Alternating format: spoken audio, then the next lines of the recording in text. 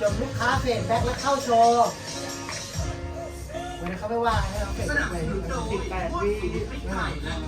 เขาเข้าใจกันแล้วนะเพราะมันเห็นแบบหลุดดวงไปกับเบาๆไม่กะทิชอบกับสูตรผสมน้ำปลามีแหล่งรสความอร่อยดื่มกันกระสอบเอ็กซ์ตร้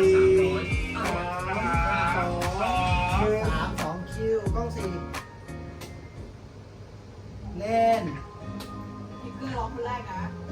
กีตาร์หน่อย3คัดหนึ่ง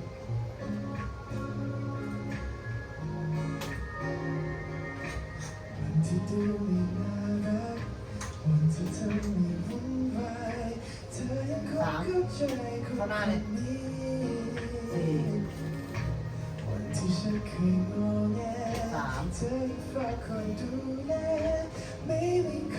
3 2เข้า1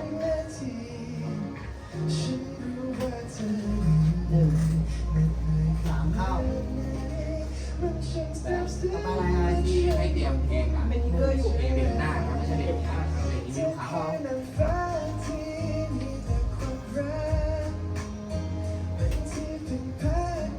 2เป็นน้องผู้หญิง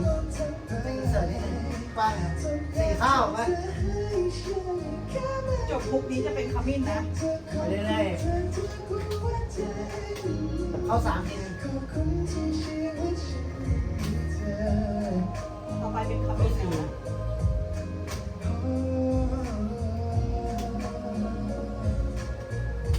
เข้าขมิ้น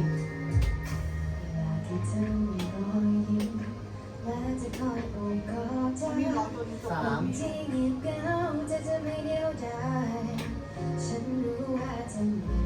เข้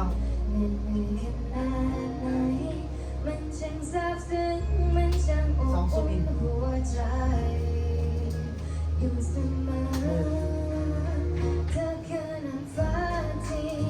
4เข้า2เข้าสุบิน1เข้าจบมุกนี้จะเป็นทิกเกอร์ร้องนะ เข้า2ทีนึง3ติ๊กเกอร์4 แล้วกลับมาที่ขมิ้นนะ 3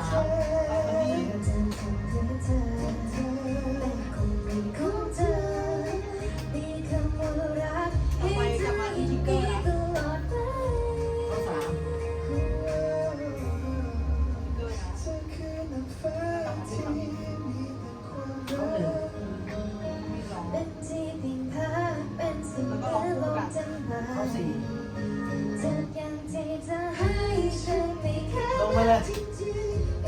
2กว้างเราซูมเข้าหน่อย